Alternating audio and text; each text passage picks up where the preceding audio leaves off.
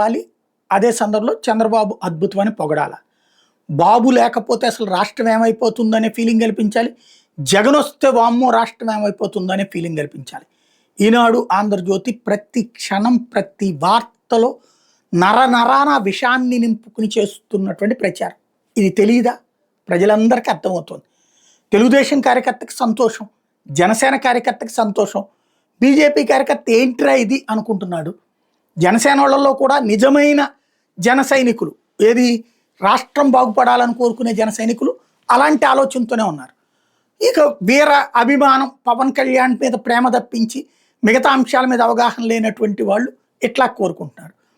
ప్రతి వార్తలో అదే జరుగుతున్నటువంటి పరిస్థితి. ఇప్పుడు ఫర్ ఎగ్జాంపుల్ ఇవాళ పేపర్లలో చూసుకున్న అదే కాన్సెప్ట్ ఏంటి, భూముల మీద పేరుకే హక్కులు, ఇది జగన్ నాశనం చేసేసాడు. అదే ఒప్పందాన్ని ఏడాది నుంచి అమలు చేస్తున్న చంద్రబాబు గ్రేట్. అదే సందర్భంలో పొగాకు భారంతో బోర్డు సగం భరించాలి, ఇది రాష్ట్రపు భారాన్ని కేంద్ర నెత్తిన వేస్తున్నారు. అదే సందర్భంలో రాష్ట్ర ప్రభుత్వం తన బాధ్యత నుంచి తప్పించుకుంటోంది. కానీ అదే జగన్ అయితే నాశనం చేసేసేవాడు. ఈ టైప్లో తీసుకురావడం అన్నటువంటిది ప్రతి వార్తలో చేసుకొస్తున్నారు. ఇంకా ఎంతకాలం చేస్తారు అంటే, ప్రజలు భరిస్తున్నంత కాలం, లేదా ప్రజలు ఈ పత్రికలు తప్ప దిక్కు లేదనుకున్నంత కాలం వీళ్ళు ఆంధ్ర ప్రజల్ని మోసం చేస్తూనే ఉంటారు. రాష్ట్రాన్ని విభజించేటప్పుడు వీళ్ళే మోసం చేశారు, ఆంధ్ర వాళ్ళు దోపిడీదారులు దొంగలని చెప్పి అక్కడ ఉన్నట్టు కేసీఆర్ వెళ్ళి మాట్లాడితే అవునంటూ ఆంధ్ర ఎంత దోచిందో లెక్కలు రాసినటువంటి వాళ్ళు వీళ్ళు.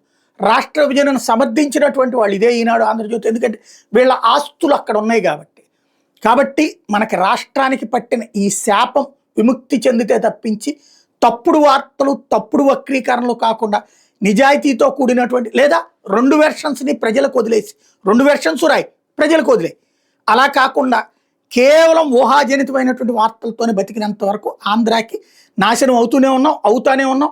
ఆ రోజున రాష్ట్ర విభజన మొదట అయినప్పుడు 2000 అప్పటి నుంచి మనల్ని మోసం చేస్తూనే ఉన్నాయి మీడియా.